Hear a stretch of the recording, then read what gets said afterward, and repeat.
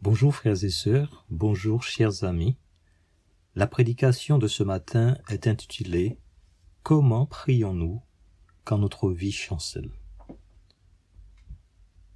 Eh bien, je vous invite à un moment de prière. Père Céleste, alors que David était éprouvé et invoquait ton nom, il terminait son intercession au psaume 13 dans ces termes. « Moi, j'ai confiance en ta bonté. J'ai de l'allégresse dans mon cœur à cause de ton salut. Je chante à l'Éternel, car il m'a fait du bien. Nous aussi, Seigneur, nous voulons avoir confiance en ta bonté, car toi seul es réellement bon. Tu es vraiment bon. Nous voulons avoir de l'allégresse dans notre cœur à cause de ton salut par grâce pour nous misérables pécheurs. Nous voulons te chanter, car tu fais concourir toutes choses à notre bien. Amen. Nous pouvons remercier, frères et sœurs, chers amis, Dieu pour toutes les choses utiles et agréables dont il nous a permis de jouir pendant l'année 2020. Oui, nous devons compter les bienfaits de Dieu et l'en remercier de tout notre cœur. Ces choses utiles et agréables dont nous avons bénéficié ne doivent pas nous faire oublier la souffrance des autres. Alors que nous avons profité des bienfaits agréables de Dieu, d'autres ont vu leur vie en partie ou complètement bouleversée. Il y a ceux qui ont eu des soucis de santé et qui ont dû se rendre à l'hôpital pour subir des examens ou une ou plusieurs interventions chirurgicales. Il y a encore ceux qui rencontrent des problèmes de tout ordre avec divers degrés de gravité. Il y a encore ceux pour qui la persécution est une réalité quotidienne. La souffrance est une réalité qui nous touche un jour ou l'autre. Comment prions-nous quand notre vie chancelle? Comment prions-nous quand nous sommes durement éprouvés?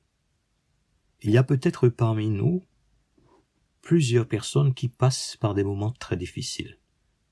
Comment prions-nous quand notre vie chancelle? Afin que nous soyons encouragés et que nous sachions comment prier quand notre vie chancelle, j'aimerais que nous considérions ce matin une expérience que l'apôtre Paul a faite alors qu'il priait dans des moments très difficiles. Quand l'apôtre écrit la deuxième lettre aux Corinthiens, il fait face à plusieurs accusations. On dit qu'il n'est pas sincère, qu'il est malhonnête, qu'il est orgueilleux, qu'il est un incapable et qu'il n'est pas vraiment un apôtre. Paul défend l'autorité que le Seigneur lui a conférée. Il fait éclater les preuves de son apostolat.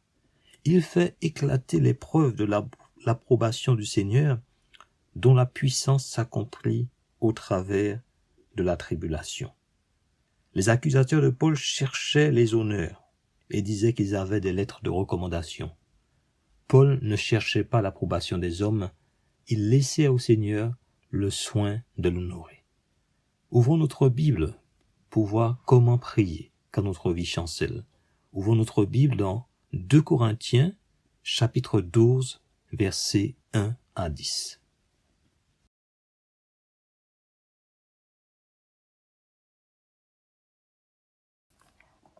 « 2 Corinthiens, chapitre 12, verset 1. Il faut se glorifier, cela n'est pas bon. J'en viendrai néanmoins à des visions et à des révélations du Seigneur. Je connais un homme en Christ qui fut, il y a 14 ans, ravi jusqu'au 3e ciel. Si ce fut dans son corps, je ne sais. Si ce fut hors de son corps, je ne sais, Dieu le sait. Et je sais que cet homme, si ce fut dans son corps ou sans son corps, je ne sais, Dieu le sait, fut enlevé dans le paradis et qu'il entendit des paroles merveilleuses, qu'il n'est pas permis à un homme d'exprimer.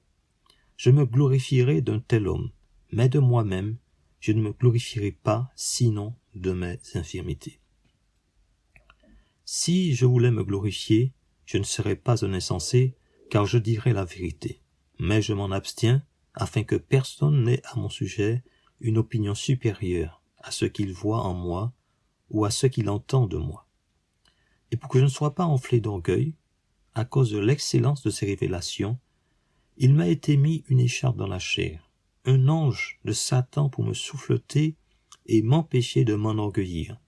3 fois, j'ai prié le Seigneur de l'éloigner de moi, et il m'a dit, « Ma grâce te suffit, car ma puissance s'accomplit dans la faiblesse. » Je me glorifie donc bien plus volontiers de mes faiblesses, afin que la puissance de Christ repose sur moi. C'est pourquoi je me plais dans les faiblesses, dans les outrages, dans les calamités, dans les persécutions, dans les détresses pour Christ, car quand je suis faible, c'est alors que je suis fort. Comment prions-nous quand notre vie chancelle? Nous pouvons prier de 3 façons différentes. La première façon de prier quand notre vie chancelle est de demander au Seigneur que l'épreuve nous soit enlevée. Nous pouvons demander au Seigneur de nous permettre d'échapper à la souffrance. C'est notre façon la plus spontanée de prier. Si vous êtes atteint d'une grave maladie, par exemple, vous demanderez au Seigneur de vous guérir. Si vous passez un examen, vous demanderez au Seigneur de vous donner le succès. C'est d'ailleurs pour nous un critère de bénédiction que d'avoir le succès aux examens. Si vous vous retrouvez dans une situation très inconfortable et que vous estimez qu'une chose précise arrangerait bien votre situation, vous demanderez au Seigneur de vous donner cette chose précise. En résumé, nous demandons au Seigneur d'enlever une chose pour nous donner une autre chose. Donne-moi la santé au lieu de la maladie. Donne-moi la délivrance au lieu de l'épreuve. Donne-moi le succès au lieu de l'échec. Donne-moi la force au lieu de la faiblesse, etc. Permets-moi, Seigneur, d'échapper à la souffrance, disons-nous dans nos prières. Cette façon de prier est habituelle, et on ne peut pas nous en vouloir si nous prions de la sorte. Paul a demandé à 3 reprises que son écharpe lui soit enlevée. Il a peut-être demandé à l'apôtre Luc, qui était médecin, s'il n'avait pas dans sa pharmacie un remède contre son mal, ou s'il n'y avait pas un autre moyen de le soulager ou de le guérir. Dieu a guéri bien des personnes suite à leur prière. Pour apprendre à mieux prier quand notre vie chancelle, il y a un élément important que nous devons prendre en considération. Pour mieux prier quand notre vie chancelle, il y a un aspect capital de l'ancienne alliance que nous ne devons pas négliger.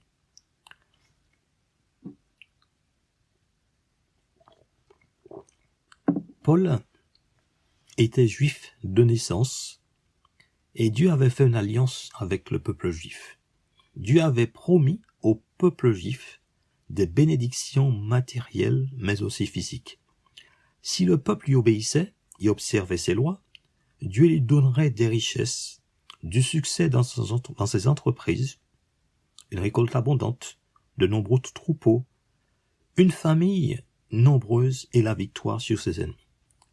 Regardons cela en Deutéronome, chapitre 7, versets 12 à 15. Deutéronome, chapitre 7, versets 12 à 15. Deutéronome, chapitre 7, verset 12. Si vous écoutez ces ordonnances, si vous les observez et les mettez en pratique, l'Éternel, ton Dieu, gardera envers toi l'alliance et la miséricorde qu'il a juré à tes pères. Il t'aimera, il te bénira et te multipliera. Il bénira le fruit de tes entrailles et le fruit de ton sol, ton blé, ton mou et ton huile, les portées de ton gros et de ton menu bétail, dans le pays qu'il a juré à tes pères de te donner. Tu seras béni plus que tous les peuples. Il n'y aura chez toi ni homme, ni femme stérile, ni bête stérile parmi tes troupeaux. L'Éternel éloignera de toi toute maladie. Il ne t'enverra aucune de ces mauvaises maladies d'Égypte qui te sont connues, mais il en frappera tous ceux qui te haïssent. Nous lisons cela au verset 15 de Deutéronome chapitre 7, verset 15.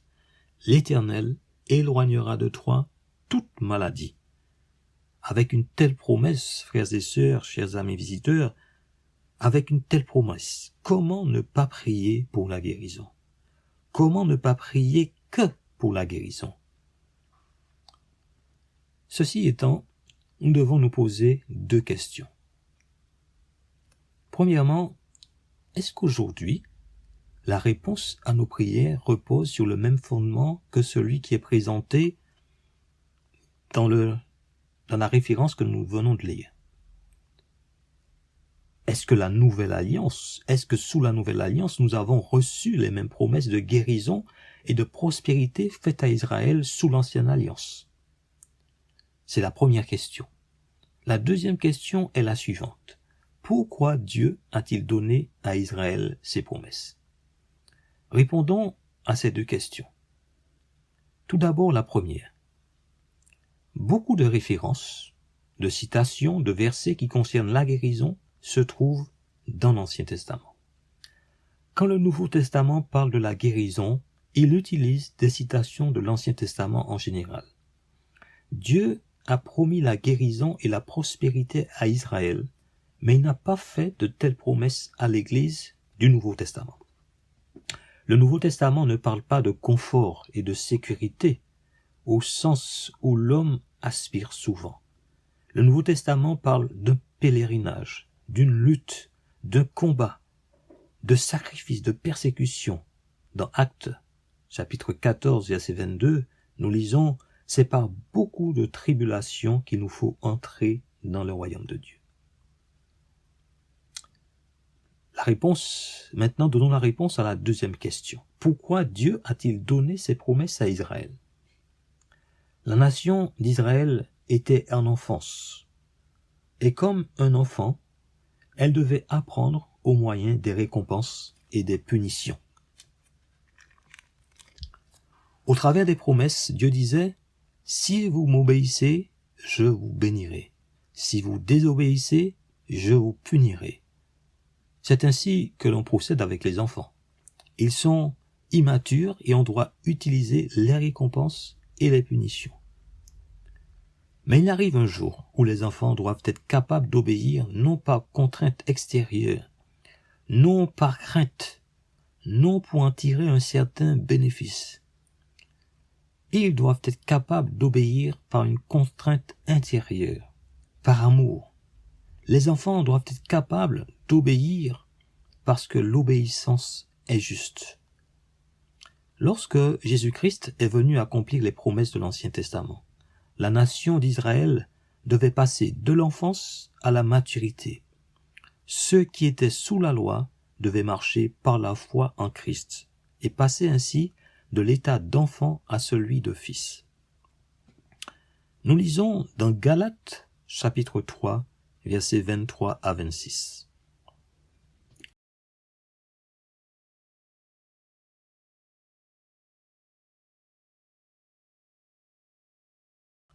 Galates chapitre 3, versets 23 à 26. Avant que la foi vienne, nous étions enfermés sous la garde de la loi, en vue de la foi qui devait être révélée. Ainsi la loi a été comme un précepteur pour nous conduire à Christ, afin que nous soyons justifiés par la foi. La foi étant venue, nous ne sommes plus sous ce précepteur, car vous êtes tous fils de Dieu par la foi en Jésus-Christ. Vous tous qui avez été baptisés en Christ, vous avez revêtu Christ. Nous lisons encore dans Galates, chapitre 4, versets 4 à 6. Mais lorsque les temps ont été accomplis, Dieu a envoyé son Fils, né d'une femme, né sous la loi, afin qu'il rachète ceux qui étaient sous la loi, afin que nous recevions l'adoption. Et parce que vous êtes fils, Dieu a envoyé dans nos cœurs l'esprit de son Fils, lequel crie « Abba Père ». Les enfants sont immatures et ont besoin d'être continuellement récompensés ou punis. Les fils et les filles sont matures et obéissent par amour et non par intérêt. Dieu veut que nous soyons des fils et des filles. Ainsi, il est normal de prier pour échapper à la souffrance. Mais soyons prudents. Nous pouvons tellement désirer une chose que nous finissons par croire que Dieu est obligé de répondre à notre prière. Nous trouvons un exemple dans l'Ancien Testament. Considérons le cas de Job. Satan disait que Job obéissait à Dieu parce qu'il était richement béni.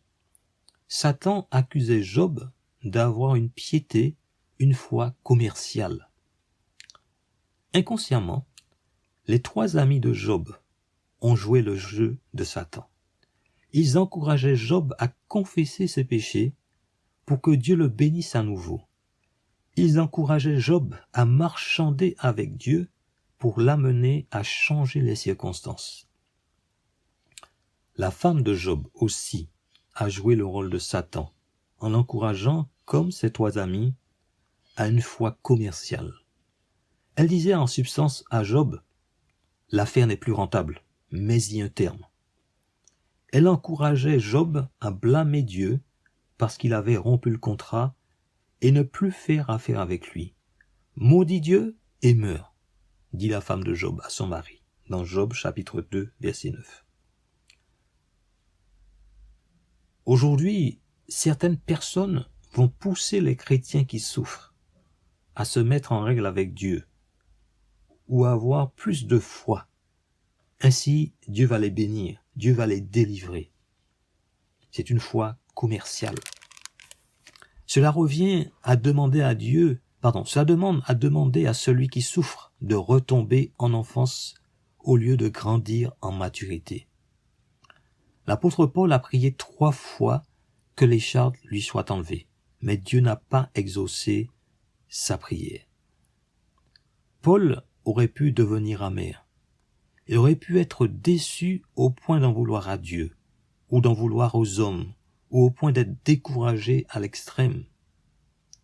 Mais Paul n'est pas devenu amer parce qu'il avait prié avec foi. Il a prié 3 fois, tout en disant que ta volonté se fasse et non la mienne. Paul a prié avec foi. Et la foi nous met en relation avec les ressources divines. Les ressources divines permettent de changer la déception en victoire. C'est là le témoignage de Hébreux chapitre 11. Au début du chapitre 11 d'Hébreux jusqu'au verset 35, un grand nombre de personnes a été délivré parce qu'elles avaient placé leur confiance en Dieu. Mais à partir de la 2e partie du verset 35, il est fait mention de d'autres qui avaient placé leur foi en Dieu, ont été livrés et n'ont pas échappé à leurs difficultés. Ainsi, certains ont été délivrés et d'autres livrés. Dieu peut délivrer de l'épreuve, mais il peut aussi nous délivrer dans l'épreuve. Dans tous les cas, Dieu est glorifié et il honore notre foi. Que nous soyons délivrés, que nous soyons livrés. Votre épreuve est peut-être comme ce géant de Goliath qui harcelait l'armée d'Israël jour et nuit. Ou votre épreuve est peut-être comme l'écharde qui fait souffrir Paul depuis 14 ans. Courage frère, courage sœur, courage ami, Dieu est souverain. Vous avez prié plusieurs fois que Dieu vous permette d'échapper à la souffrance et rien n'a changé. Dieu est capable de faire de bonnes choses pour vous, des choses que vous n'aviez pas imaginées. Nous verrons ça dans quelque temps. Mais avant cela, examinons la 2e façon de prier quand notre vie chancelle. Dans cette 2e façon de prier, nous pouvons demander à Dieu de nous permettre de supporter la souffrance. Je veux dire par là que nous pouvons demander à Dieu de nous aider à serrer les dents pour tenir bon jusqu'au bout. Aide-moi Seigneur à puiser dans mes ressources pour traverser cette épreuve. C'est un peu comme cette cuillère d'huile de foie de morue qu'il faut avaler. Il faut du courage, juste le temps de l'avaler. Nous avons vu que Paul était juif de naissance, mais Paul était aussi citoyen romain. Les Romains savaient ce qu'était l'endurance. Ils étaient influencés par la philosophie stoïcienne qui mettait en valeur l'obéissance au devoir, le courage et l'indifférence devant la douleur. Paul connaissait les écrits stoïciens car il a cité deux de leurs poètes.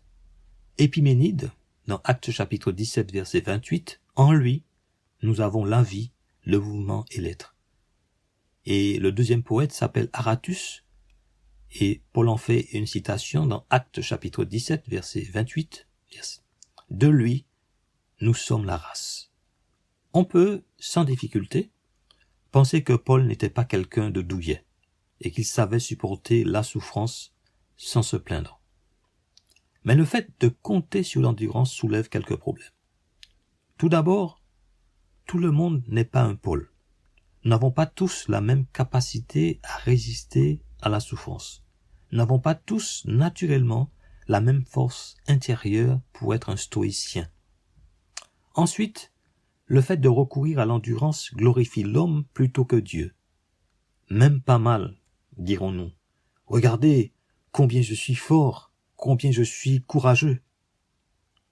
L'écharde dans la chair de Paul était là pour le préserver de l'orgueil. Avoir recours à l'endurance humaine n'aurait pas fait de Paul un homme humble, mais bien plutôt un homme orgueilleux. L'endurance humaine aurait aggravé le problème de l'orgueil. Enfin, nos ressources intérieures ont une limite, et quand on en fait un usage continuel, elles finissent, au bout d'un certain temps, par s'épuiser. Si je les utilise pour endurer la souffrance, il se peut qu'il ne me reste rien pour faire face aux autres obligations de la vie, et je peux finir par m'effondrer. Certainement, pour ceux qui ne connaissent pas Jésus-Christ comme leur sauveur personnel, l'endurance est la seule façon de résoudre le problème de la souffrance. Par contre, si nous sommes des enfants du Seigneur, sauvés par grâce par le moyen de la foi, il existe une bonne façon de prier quand notre vie chancelle. Si nous avons commencé à prier pour échapper à la souffrance et que Dieu n'a pas répondu à cette prière, alors il existe une troisième façon de prier qui est bonne. Nous pouvons demander à Dieu de faire notre souffrance travailler pour nous et non contre nous. C'est la troisième façon de prier qui est la bonne. Si je demande à Dieu de me faire échapper à la souffrance, je dis que la souffrance est mon ennemi.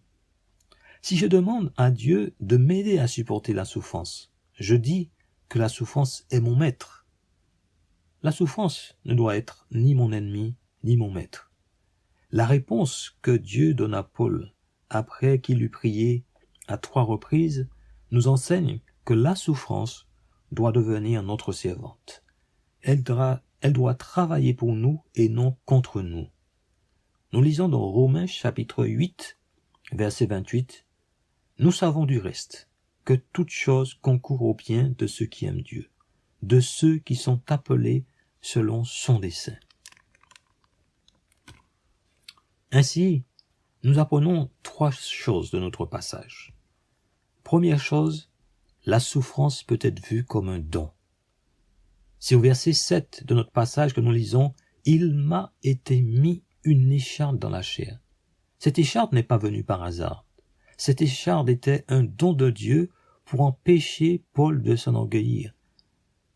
Et on voit 2 fois cette idée de ne pas grandir en orgueil. Verset 7, au début et à la fin.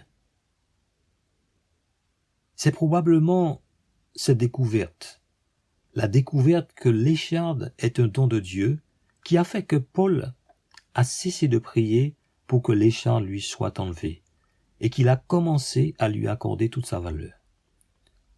Au lieu de demander à Dieu d'ôter nos limites, nous devrions plutôt leur accorder toute leur valeur, car elles nous maintiennent dans l'humilité et nous rendent efficaces pour Dieu. Nous devons accepter la souffrance comme un don. La deuxième chose que nous apprenons de notre passage, c'est que Dieu nous parle dans la souffrance. Nous devons nous attendre à lui, nous devons l'écouter dans ces moments-là. Tandis que nous souffrons et que nous prions, passons plus de temps dans la parole de Dieu. Dieu a un message particulier pour nous et pour la circonstance. Dieu dit à Paul, dans ce passage que nous lisons, « Ma grâce te suffit, car ma puissance s'accomplit dans la faiblesse. » Dieu ne donne pas d'explication, mais il fait une promesse. La grâce de Dieu est la réponse de Dieu à nos besoins au moment où nous en avons besoin. Elle ne vient jamais à manquer. Pour remplir notre ministère, par exemple, c'est ce que nous lisons dans 2 Corinthiens, chapitre 3, versets 4 à 6. Cette assurance-là, nous l'avons par Christ auprès de Dieu. Ce n'est pas à dire que nous soyons par nous-mêmes capables de concevoir quelque chose comme venant de nous-mêmes. Notre capacité, au contraire, vient de Dieu. Voilà la grâce de Dieu pour remplir notre ministère. Mais la grâce de Dieu, elle est toujours présente, elle ne manque jamais pour répondre aussi bien à nos besoins matériels qu'à nos besoins physiques. Nous lisons cela dans 2 Corinthiens chapitre 9, verset 8 et 2 Corinthiens chapitre 12, verset 9. Dans 2 Corinthiens chapitre 9, verset 8, nous lisons « Et Dieu peut vous combler de toutes ses grâces, afin que, possédant toujours en toutes choses de quoi satisfaire vos besoins, vous ayez encore en abondance pour toute bonne œuvre. » Et dans 2 Corinthiens chapitre 12, verset 9, « Et il m'a dit, ma grâce te suffit, car ma puissance s'accomplit dans la faiblesse. Je me glorifierai bien plus volontiers de mes faiblesses, afin que la puissance de Christ repose sur moi. » Ainsi, frères et sœurs, ainsi, chers amis, la grâce de Dieu qui suffit pour nous sauver, suffit aussi pour nous garder et pour nous fortifier. Ce qui semblait être une tragédie dans la vie de Paul s'est transformé en bénédiction. Dieu n'a pas supprimé la souffrance, mais Dieu a ajouté à la souffrance un nouvel ingrédient, sa grâce, pour que la souffrance soit une servante. Paul s'est glorifié de ses infirmités. Ses infirmités devenaient des atouts. Paul confessait, quand je suis faible, c'est alors que je suis fort. Quand vous savez que vous êtes faible, c'est alors que vous êtes fort. Paul a expérimenté la puissance de Christ dans sa vie. Nous devons écouter le message du Seigneur pour apprendre à vivre de sa grâce, quand nous passons par nos moments difficiles. La troisième chose que nous apprenons dans notre passage, c'est que nous devons vivre tout pour la gloire de Dieu. Et au verset 10 de notre passage, nous lisons « C'est pourquoi je me plais dans les faiblesses, dans les outrages, dans les calamités, dans les persécutions, dans les détresses, pour Christ. Car quand je suis faible, c'est alors que je suis fort. » Voilà. C'est la troisième chose que nous devons retenir. Nous devons vivre toutes choses pour la gloire de Christ. Alors, frères et sœurs, chers amis, quand notre vie chancelle, prions. Mais n'essayons pas de manipuler Dieu pour que notre volonté s'accomplisse plutôt que la sienne. Comptons davantage sur la grâce de Dieu. Attendons-nous à lui. Soyons plus reconnaissants. Prions et laissons la prière nous faire oublier notre propre désir. Laissons la prière nous conduire à désirer la volonté de Dieu. Si nous sommes faibles, alors nous sommes forts en Christ. 1 Corinthiens chapitre 12 verset 9, « Et il m'a dit, ma grâce te suffit, car ma puissance s'accomplit dans la faiblesse. » Et 1 Corinthiens chapitre 13 verset 13, je vous laisse avec cette parole, frères et sœurs, chers amis, que la grâce du Seigneur Jésus-Christ, l'amour de Dieu et la communion du Saint-Esprit soient avec vous tous. Amen.